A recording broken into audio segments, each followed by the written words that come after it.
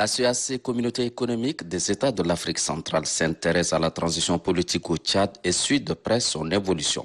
Après les différentes missions effectuées au Tchad et le sommet extraordinaire consacré à la transition tchadienne en juin dernier à Brazzaville au Congo, le président de la commission de la CEEAC, l'ambassadeur Gilberto Dabeida Verissimo, séjourne à nouveau à N'Djamena.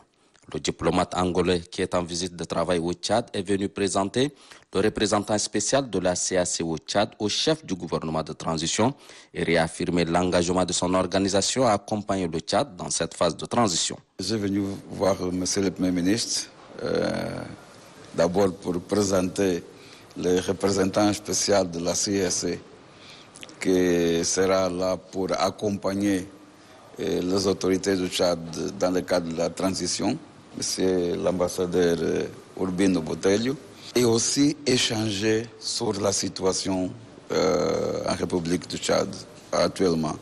Donc aujourd'hui, le 15 février, devait commencer le dialogue, mais qui a été reporté au 10 mai.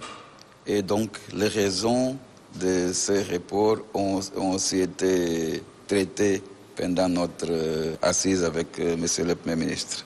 Le Tchad, c'est un pays membre de la CEEAC, un pays fondateur de la CEEAC, un pays qui a toujours eu une activité dynamique envers des autres États de la CEEAC. À ce moment, c'est le Tchad qui a besoin de ce soutien. Il y aura le soutien de tous les États membres de la communauté. Depuis sa création en 1983, la CEEAC, Communauté économique des États de l'Afrique centrale, œuvre pour le développement de ses membres dans plusieurs domaines afin d'améliorer les conditions de vie des populations. Cette organisation sous-régionale compte 11 pays, dont le Tchad.